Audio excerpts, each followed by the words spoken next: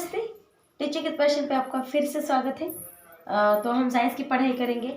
हुआ क्या है कि हमने मराठी पैडागोजी पढ़ी, हिंदी पैडागोजी पढ़ी, लेकिन साइंस की बहुत दिक्कतें हैं कि बहुत मतलब कम कंटेंट अवेलेबल है साइंस का।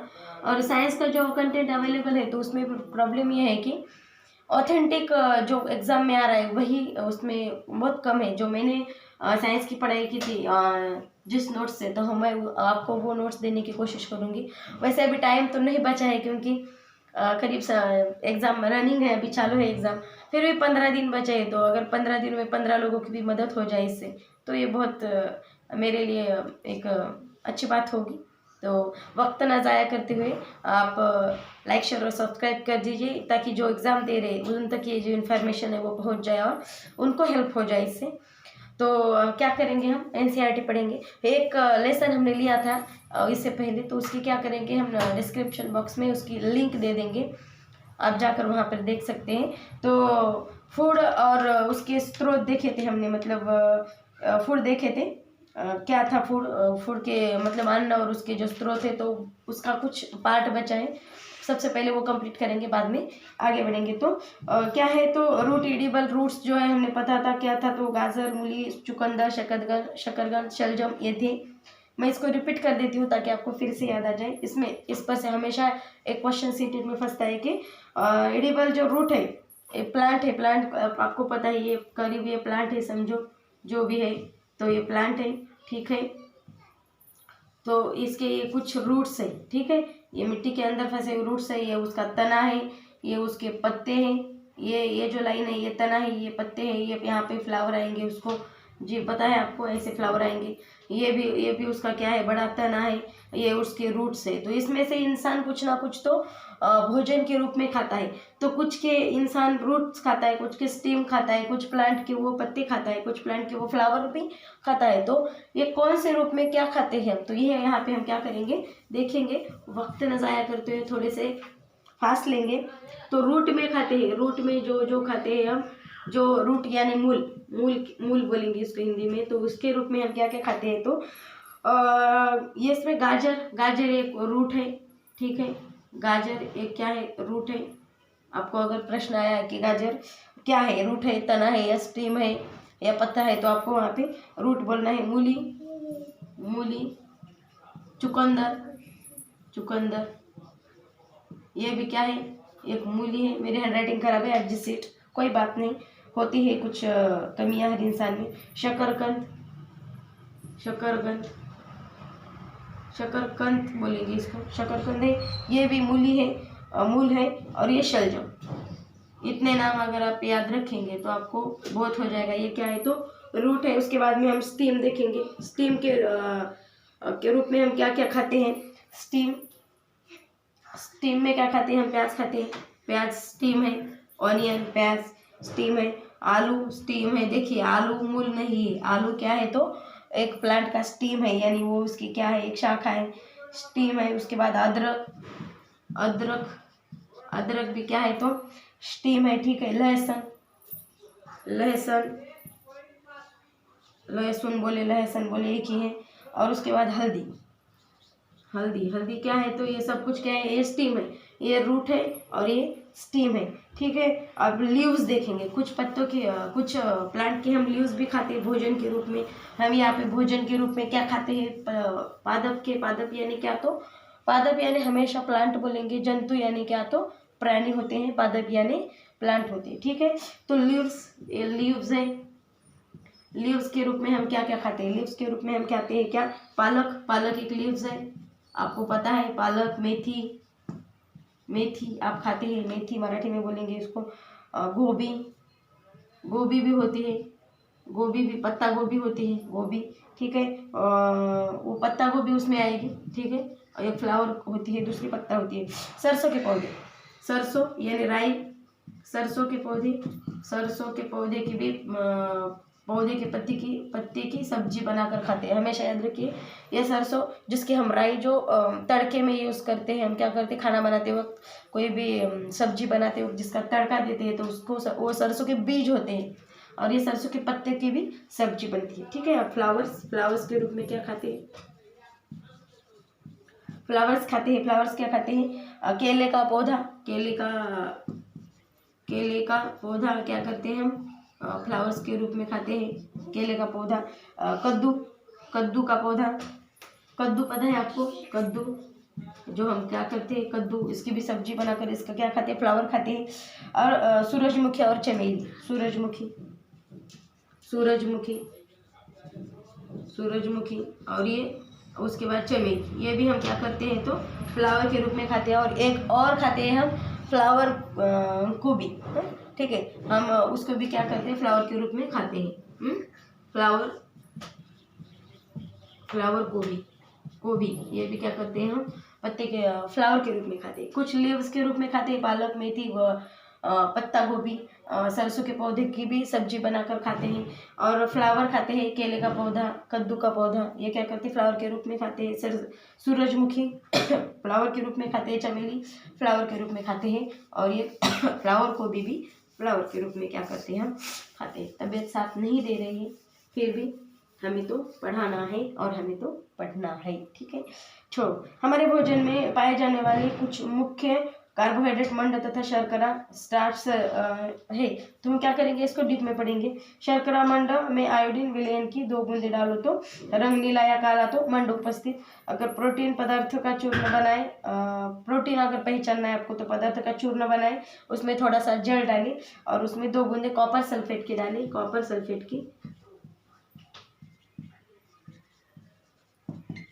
सल्फेट की डाली तो क्या होता है? रंग अगर बैंगनी हो जाता है, रंग बैंगनी हो तो उसमें क्या है?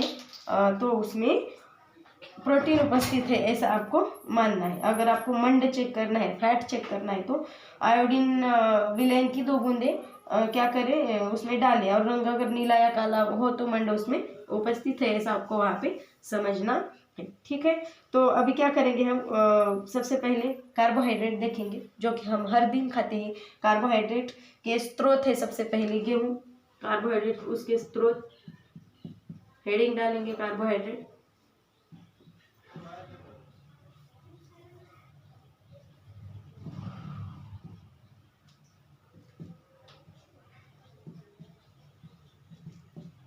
कार्बोहाइड्रेट, अब इसके स्रोत क्या है? गेहूँ आपने खाया होगा, आप खाते हैं हर दिन उसकी चपाती बना के। गेहूँ, बाजरा, चावल,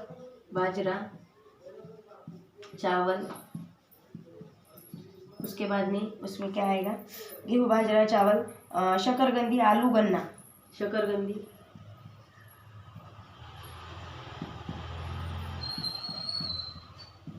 आलू, ठीक है। गन्ना, गन्ना जिसके क्या वो शक्कर बनती है। पपीता यानी आप जो पपीता खाते हैं, जिसको पपाई बोलते हैं मराठी में, पपीता। उसके बाद में क्या है? तो तरबूज, आम, मक्का। तरबूज, आम और ये मक्का, ये क्या है? तो ये कार्बोहाइड्रेट के स्रोत है, ठीक है। अब कार्बोहाइड्रेट के बाद हम वसा के स्रोत देखेंगे। वसा यानी फैट, यानी उसको हम एक नाम फैट भी बोलते हैं, फैट, ठीक है। उसके स्रोत क्या है? उसके स्रोत है मूंगफली तेल, गिरी तेल,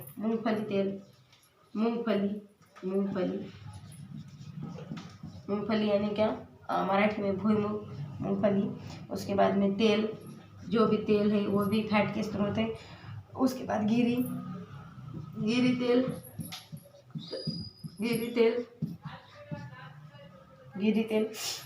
उसके बाद में आएगा उसमें जंतु स्रोत, ये थे पादप स्रोत, पादप यानी प्लांट से। उसके बाद में है जंतु के स्रोत, मांस, मछली, अंडे, घी, दूध, मक्खन, क्रीम। मांस, मछली जो भी नॉन वेज है, मांस, मछली, घी भी जानवरों से मिलता है, घी। उसके बाद में अंडे, ये भी पंछियों से मिलते हैं, अंडे, दूध, मक्खन, ये क्या है? तो जानवरों से जंतु स्रोत है, किसके? फैट के। ये वगैरह बहुत ज़्यादा हो जाए तो इंसान चौड़ा मोटा हो जाता है, बड़ा मतलब मोटा सा दिखने लगता है। ठीक है, इतनी बात समझ में आ गई? ओके है, ठीक है। अभी प्रोटीन के स्रोत देखेंगे, वक्त लगेगा। अभी ये तो NCERT है और ये साइंस है, कभी ना ख़त्म होने वाला सब्जेक्ट है, पर इसको फिर भी हम क्या करेंगे, जितना होगा उतना ज़्यादा से ज़्यादा जल्दी जल्दी पढ़ेंगे। प्रोटीन है, प्रोटीन पता नहीं, अब मैं एक नई कोशिश जारी की है मैंने। प्रोटीन के स्रोत है, उसके स्रोत पहले इसके पादप स्रोत देखेंगे। पादप यानी क्या? प्लांट रिसोर्सेस यानी स्रोत। तो सबसे पहले इसके जो स्रोत है वो है चना, मूंग, राजमा, तुअर दाल, मटर, सोयाबीन। तुअर राजमा, मूंग, इसलिए तो बोलते हैं कि दाल खाओ, दाल खाने से प्रोटीन बढ़ता है। प्रोटीन जो बॉडी को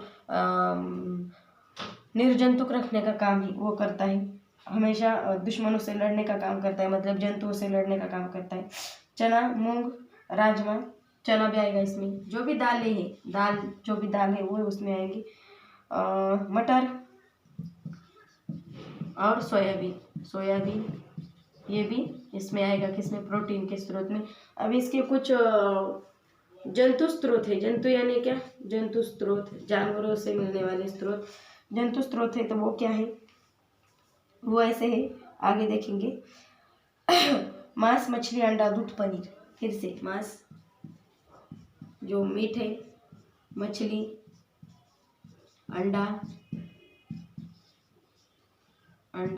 जो आप खाते होंगे, नहीं खाते होंगे पता नहीं, अंडा, दूध, और पनीर, ये क्या है? तो प्रोटीन के जंतु स्रोत है। ये कौन से प्लांट स्रोत है, मतलब ये क्या? प्लांट से मिलने वाले, ये क्या? जंतु यानी जानवरों से मिलने वाले स्रोत। ठीक है। प्रोटीन की आवश्यकता शरीर की वृद्धि। प्रोटीन अब आवश्यकता क्या है? शरीर की वृद्धि के लिए प्रोटीन की आवश्यकता है। क्या किसके लिए है? शरीर वृद्धि आवश्यकता। ठीक है, आवश्यकता क्यों है? आवश्यकता प्रोटीन क्यों जरूरी है? शरीर की वृद्धि के लिए जरूरी है, स्वस्थ रहने के लिए जरूरी है।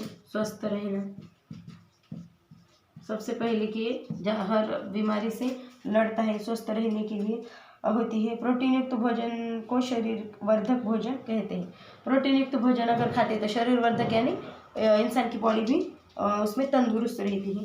इसकी कमी से इम्पोर्टेंट पॉइंट है, हमेशा इस पर एक प्रश्न आता है, क्या? इसकी कमी से एक क्या हो जाता है? तो एक आज मराठी में आजार बोलेंगे, हिंदी में उसको विकार बोलेंगे, हो जाता है। तो उसका नाम है क्वाशिक्वार। हाँ, ये डबल का है, क्वाशियोकार नाम का। यहाँ पे क्या हो जाता है? तो एक बीमारी हो जाती है, और ये और दूसरा एक है मैरेस्मस नाम की भी क्या हो जाता है? बीमारी हो जाती है, रोग हो जाते हैं। रोग क्या? किसकी कमी से?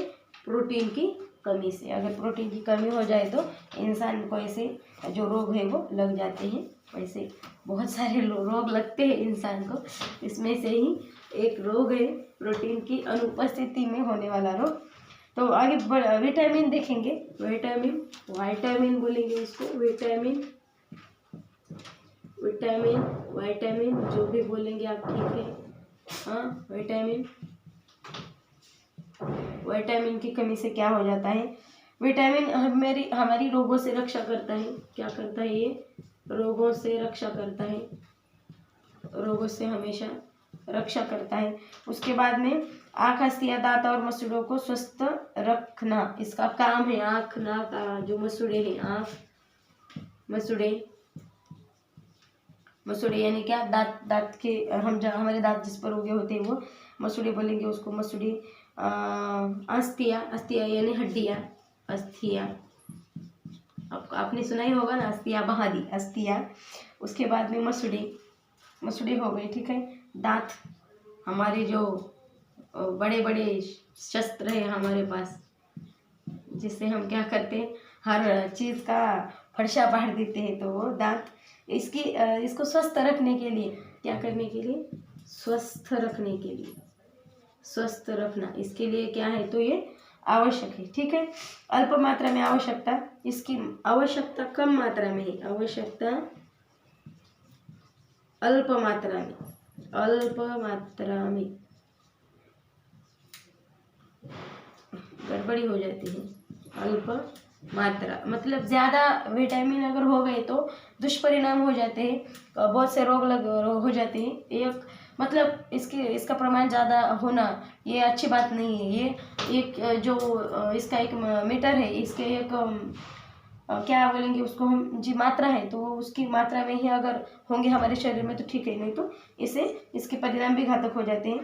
तो सूर्य के प्रकाश से विटामिन डी मिलता है, आपको पता ही है। सन से क्या मिलता है, तो विटामिन डी मिलता है। ठीक है, विटामिन डी जो इसलिए तो हम धूप में छोटे बच्चों को धूप में क्या करते हैं, तो सुबह सुबह की किरणों में उनको रख देते हैं थोड़ी देर के लिए, तो क्या हो जाता है, उससे उनके शरीर की जो विटामिन डी है वो भर जाता है। विटामिन और खनिजों के अभाव में होने वाले रोग, अब ठीक है उनके मात्रा होनी ज़रूरी है, पर उनके अभाव में कुछ रोग भी हो जाते हैं। तो वो रोग क्या है, तो देखेंगे विटामिन ए की कमी से क्या हो जाता है, तो क्षीणता और दृष्टिहीनता हो जाती है। ये हमेशा सीटेट में आ रहे हैं, अभी के रनिंग क्वेश्चन है, जो कमेंट मुझ तक आई है या जो हमें पता चला है, जो प्रश्न आ रहे हैं, तो विटामिन पर हमेशा एक प्रश्न आता है। तो विटामिन ए की कमी से क्या हो जाता है, तो दृष्टि क्षीणता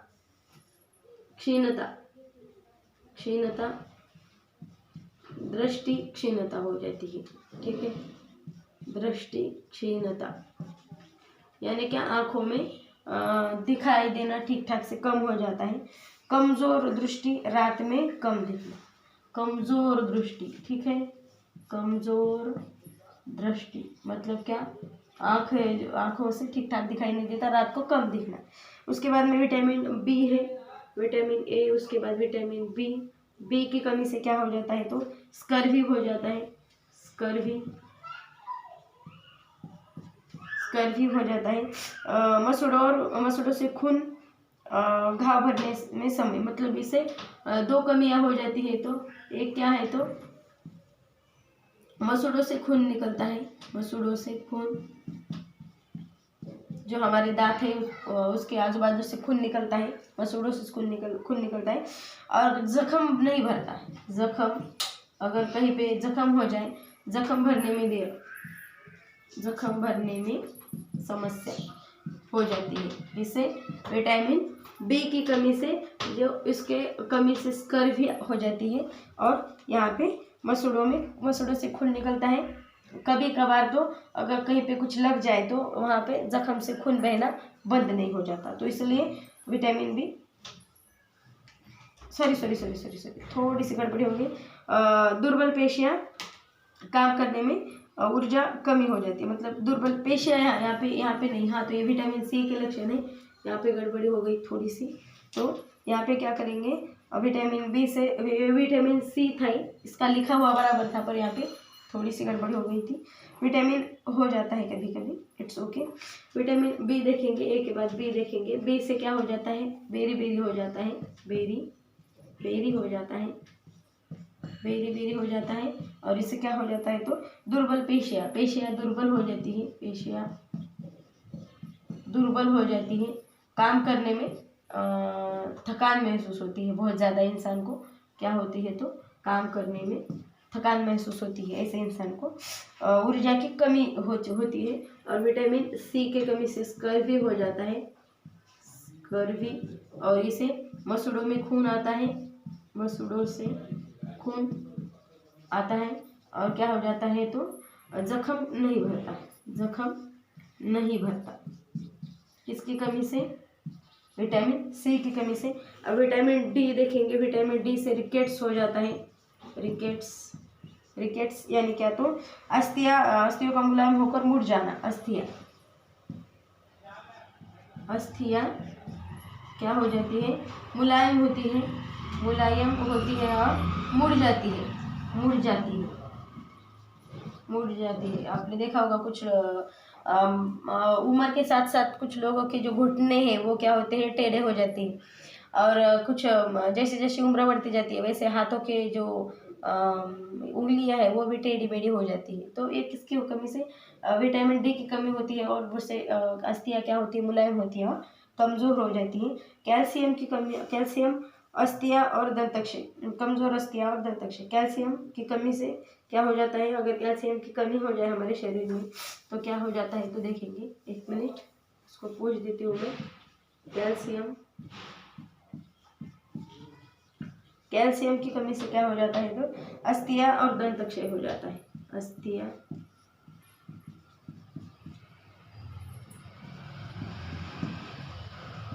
और दंतक्षय हो जाता है। दंतक्षय हो जाता है, कमजोर अस्थियां दंतक्षय हो जाता है। मतलब यहाँ पे जो हड्डियां हैं वो टूटने लगती है। कमजोर हड्डियां, अस्थियां यानी हड्डियां, अस्थियां ज़्यादा से ज़्यादा हड्डियां कमज़ोर हो जाती हैं। आयोडीन की कमी से घेंगा या ग्वाइटर हो जाता है। आयोडीन की अगर कमी हो जाए तो, मैं ज़्यादा विश्लेषण नहीं कर रही हूँ क्योंकि हमें बहुत बड़ा सिलेबस है, इसको कंप्लीट करना है। अगर शुरू किया है तो कंप्लीट भी करना पड़ेगा। कम से कम 2 से 3 दिनों में हम कंप्लीट कर देंगे इसको। ये रिवीजन के तौर पर है आपके लिए। तो ऐसा ना हो कि आप बोले कि ये खाली लिख कर दे रहे हैं। ये जो इम्पोर्टेंट पॉइंट है अगर आपने इसको खाली समझ भी लिया और इसको लिख भी दिमाग में थोड़ा सा उतर दिया और लिख दिया तो आपको पूरी तरह से अंडरस्टैंडिंग हो जाएगी। घेंगा या ग्वाइटर हो जाता है। ग्वाइटर किसकी कमी से हो जाता है, ये हमेशा आयोडीन की कमी से हो जाता है। इसलिए तो प्रचुर मात्रा में आपको आयोडीन का सेवन नमक के जरिए करना चाहिए। आप आयोडीन किस में खाते हैं, तो नमक में खाते हैं। कमजोर अस्थियां और दंतक्षय, आयोडीन की कमी से क्या होता है, गर्दन ग्रंथि फूलना, बच्चों में मानसिक विकलांगता, कमजोरी हो जाती है। तो मानसिक विकलांगता होती है इससे। मानसिक विकलांगता किसकी कमी से, आयोडीन की कमी से। और इसमें हमेशा क्या हो जाता है, तो गर्दन ग्रंथि, कुछ लोगों का एक गर्दन जो है ना, ये जो नेक है ये रहती ही नहीं। उनमें क्या हो जाता है, ये नेक पूरी तरह से बड़ी फूल जाती है। तो गर्दन फूलना आपने देखा ही होगा कि जिनको ग्वाइटर हो जाता है या घेंगा हो जाता है तो उनको बोलने में समस्या होती है, उनकी आवाज़ बैठ जाती है और उनका ये जो गला है ये बहुत बड़ा हो जाता है कभी कभार। तो यहाँ पे उनको बहुत ज़्यादा बड़ी गांठें आ जाती है तो उसको हम ग्वाइटर बोलेंगे। अब लोह की कमी से क्या हो जाती है, अरक्तता और कमजोरी हो जाती है। लोह की कमी से क्या हो जाती है, अरक्तता, जिसको हम एनीमिया बोलते हैं, अरक्तता, और उसको कमजोरी आ जाती है ज़्यादातर करके। और क्या ये किस में हो जाता है, ये औरतों में ये ज़्यादा हो जाता है। इसको एनीमिया भी बोलते हैं, एनीमिया भी बोलते हैं। रक्त में लोह की कमी यानी एनीमिया। ठीक है, तो ये ज़्यादा से ज़्यादा वुमन में हो जाता है क्योंकि वुमन का मेंस्ट्रुअल साइकिल में बहुत ज़्यादा ब्लड वेस्टेज हो जाता है, उससे क्या हो जाता है, तो उनमें लोह की कमी होती है। इसलिए तो औरतों को ज़्यादा से ज़्यादा लोहयुक्त भोजन करने की सलाह दी जाती है। ठीक है, अब खनिज यानी लवण क्या है, खनिज है। आगे का जो पार्ट है हमारा खनिज है। खनिज, आपने खनिज खाए क्या, ठीक है, खनिज मेरा रस बोलते हैं हम इसको। ठीक है, खनिज और खनिज के बाद है लवण भी बोलते हैं हम इसको। ठीक है, तो अल्प मात्रा में आवश्यकता, इसकी भी अल्प मात्रा, अल्प आवश्यकता,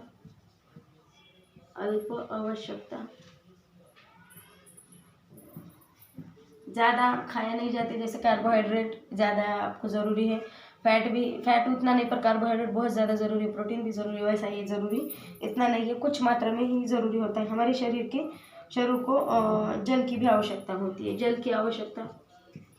की, नहीं तो खून फिर हमारा रुक जाएगा। जल की आवश्यकता होती है ह्यूमन बींग्स को। ठीक है, उसके बाद में आहारी रेशे वृक्षांश के नाम से भी जाने जाते हैं। ये हमें प्रमुख रूप से पादप उत्पादों से प्राप्त होते हैं। स्रोत साबुत खाद्यान्न, दाल, आलू, ताजे फल, सब्जियां। जो आहारी रेशे है वो हमें कैसे, इसलिए तो बोलते हैं जो कडधान्य है वो खाओ, जो फूले हुए कडधान्य भिगो कर उनको खाओ। उसके दाल, आलू, उसके बाद में ताज़े फल, ताज़े फल, इसमें क्या हो जाता है तो आहारी रेशे मिल जाते, सब्जियां, इसमें क्या आहारी रेशे मिल जाते हैं। आहारी रेशे यानी क्या मिल जाते हैं तो खनिज एवं कुछ लवण हमें मिल जाते हैं। कडधान्य भी अब यहाँ पे क्या करते हैं तो भिगो कर क्या करते हैं तो खाते हैं। ठीक है, ओके है। वृक्षांश हमारे शरीर को कोई पोषण प्रदान नहीं करते। इम्पोर्टेंट बात है कि इनकी हमारे शरीर को कोई भी पोषण के लिए ज़रूरत नहीं है, आवश्यकता नहीं है। फिर वृक्षांश, वृक्षांश बोलते हैं इसको, वृक्षांश। तो इनकी इम्पोर्टेंट क्या है, वृक्षांश की इम्पोर्टेंट ये है कि ये क्या करते हैं वृक्षांश, वृक्षांश हमारे शरीर से बिना पचे भोजन को, waste material, waste material, waste material को क्या करते हैं बाहर डालने में मदद करते हैं। उसको हम क्या कर, या बिना पचे भोजन को, हाँ बिना पचे भोजन को बाहर निकलते हैं। बिना पचे भोजन को क्या करते हैं, भोजन को बाहर, बिना पचे भोजन को बाहर करते, नहीं तो गैस एसिडिटी बहुत सारे प्रॉब्लम क्या हो जाते हैं वहाँ पे हो जाते हैं। इसलिए क्या करते हैं बिना पचे भोजन को बाहर ढकेलने के लिए किसकी आवश्यकता होती है, वृक्षांश की आवश्यकता है। वो खनिज और लवण ये वृक्षांश में ही आते हैं जो क्या करते हैं हमारे शरीर में जो बिना पचा भोजन है उसको बाहर ढकेलने में मदद करते हैं। हमारे शरीर को जल की आवश्यकता होती है, बहुत ज़्यादा आवश्यकता होती है, अल्प मात्रा में आवश्यकता होती है। किसकी, खनिज की। दाल, आलू, ताज़े फल और सब्जियाँ, इनसे हमें खनिज और लवण क्या हो जाता है, मिल जाता है।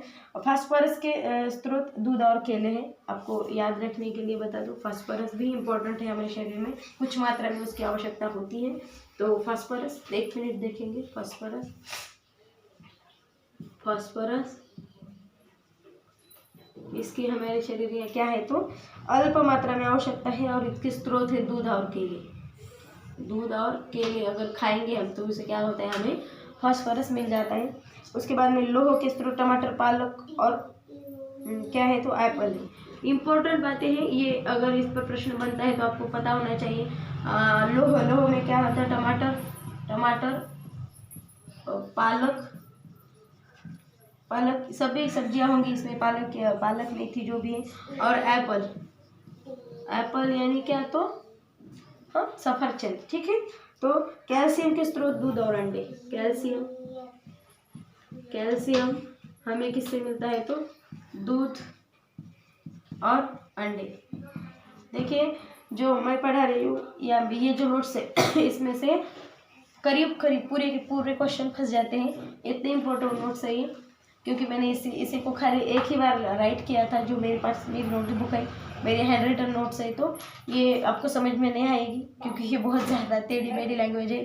जो मेरी हैंड राइटिंग पहले ही अच्छी नहीं है, उसमें से जो मैंने रफ लिखा होगा तो देखो फिर वो आप अंदाज़ा लगा सकते हो कितनी वर्ड की बेस्ट ड्राइंग होगी। तो इसलिए क्या कर रही हूँ मैं, व्हाइट बोर्ड पे पढ़ा रही हूँ। व्हाइट बोर्ड पे आपको मैं नहीं तो आपको ये रिकॉर्डेड सेशन में भी ये नोट्स दे सकती थी खाली स्क्रीनशॉट निकाल के, पर वो आपकी समझ में नहीं आएगी। इसलिए मेहनत कर रही हूँ, फिर से इस पर वहाँ पे यहाँ पे लिख रही हूँ। हर एक लफ्ज़ यहाँ पे जो लिखा है, हर एक शब्द यहाँ पे जो लिखा है वो काम की बात है, एग्जाम में आने वाली बात है। इसको ज़्यादा विश्लेषित नहीं करेंगे क्योंकि उतना वक्त नहीं है, क्योंकि एक सेशन को 1-1, 1.5 घंटा लगेगा। तो फिर हमें 28, 25, 30 सेशन है तो वो पूरे करने हैं, जल्दी करेंगे। तो आप भी मेरा साथ निभाएं, ज़्यादा से ज़्यादा शेयर, लाइक, सब्सक्राइब करें। चावल धोने से विटामिन बी लॉस्ट हो जाता है, इम्पोर्टेंट बात है। चावल में क्या हो जाता है तो विटामिन बी होता है, जो क्या हो जाता है धोने से लॉस्ट हो जाता है, धोने से लॉस्ट हो जाता है। इसलिए चावल को एक ही बार धोना चाहिए। नहीं तो कुछ लोग इतना धोते हैं कि वो जो भी अनाज है, जो भी सब्जियां है, जो भी उसमें होते हैं विटामिन, कार्बोहाइड्रेट, फैट, मिनरल्स, कुछ भी नहीं रखते, पूरा धो के उसको फेंक देते हैं। बाद में उसको खाली वो चौथा खाते बैठते हैं। तो ऐसी बात नहीं करनी है, आपको पूरे भोजन का आनंद उठाना है। तो हर भोजन का आनंद उठाने के लिए आपको क्या करना पड़ेगा, सबसे इम्पोर्टेंट बात है, आपको वहाँ पे भोजन को कम से कम धो के खाना पड़ेगा। सब्जियां भी है तो पहले ठीक ठाक से धो, बाद में उसको काटो। फिर क्या होगा, उसमें से वृक्षांश बाहर नहीं जाएगा, विटामिन बाहर नहीं जाएगा, कार्बोहाइड्रेट बाहर नहीं जाएगा, उसमें जो भी स्रोत है वो बने रहेंगे। ये थी कुछ काम की पते की बातें, जिसमें कोई भी बकवास नहीं थी और कोई भसड़ नहीं थी। जो भी था इम्पोर्टेंट था, जो मैंने सीटेट क्लियर की है, तो जिस नोट्स से की है उसी नोट्स का ये था। हम नेक्स्ट चैप्टर प्रकाश एवं छायाएं क्या करेंगे अभी कुछ देर के बाद देखेंगे। करीब आपको मेरे ख्याल से मेरे पास जो नोट्स है तो उसमें वो देख मैं आपको बताती हूँ, ज़रा रुकिएगा प्लीज़, कृपया करके रुकिएगा।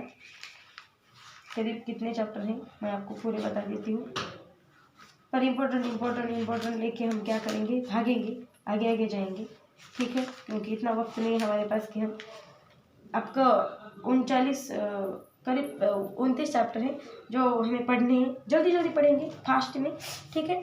तो अभी के लिए आपका परफॉर्मेंस देखूंगी मैं कि कितने लोग रिस्पॉन्स देते हैं, कितने लोग सीटेट पढ़ रहे हैं। और इम्पोर्टेंट बात है, बहुत इम्पोर्टेंट बात है, आप क्या करें, जो भी अभी आप एग्ज़ाम देने जा रहे हो, जो भी जा रहे हो, तो उनके पास जो अभी क्वेश्चन आ रहे हैं तो जितने जितने आपको याद रहे उतने ऑथेंटिक क्वेश्चन क्या करें आप यहाँ पे कमेंट में छोड़ दिया करें, ताकि मैं क्या करूँगी उस पर भी वीडियो बनाऊँगी। जो आगे एग्ज़ाम देने वाले हैं उनके वो काम में आएगी। मराठी इसमें हम आप हिंदी के भी दे सकते हैं, क्योंकि मैं हिंदी भी पढ़ाती हूँ।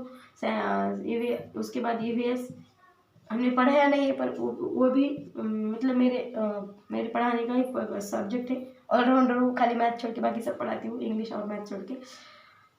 तो उसके बाद में हम साइंस का भी देखेंगे। साइंस की भी अगर आपके पास जो नोट्स है, जो नोट्स नहीं, जो क्वेश्चन है जो अभी आ रहे हैं, जो एक दो जितने भी आपको याद रहे उतने आप कमेंट में छोड़ दीजिए। उसके बाद में क्या करें, मराठी पैडागॉजी जो हमारा स्पेशल सब्जेक्ट है, मराठी पैडागॉजी, ये भी क्या करें आप यहाँ पे कमेंट में क्या करें, पूरे नोट्स क्या करें, जो भी आपको इम्पोर्टेंट वहाँ पे याद रहे, जितना याद रहे उतना आप क्या करें यहाँ पे कमेंट में हमें बता दीजिए। हम उस पर भी मतलब आपने तो हमारी तो नैया तर ही जाए तरी, पर बाकियों की भी हमारे साथ तैर जाए तो अच्छी बात होगी। ये हमेशा इंसान को इस बात को ध्यान में रखते हुए ज़िंदगी जीनी चाहिए, तब क्या होता है तो खुद भी अच्छाई के रास्ते पर चलो, दूसरों को भी लाओ। ये बात यहाँ पे इम्पोर्टेंट है। अभी के लिए लाइक शेयर सब्सक्राइब कर दीजिए, और आपका रिस्पॉन्स देखेंगे हम कितना आता है, उसके बाद में नेक्स्ट वीडियो आपको जल्दी ही मिलेगा। अभी के लिए रुक जाती हूँ, शुक्रिया।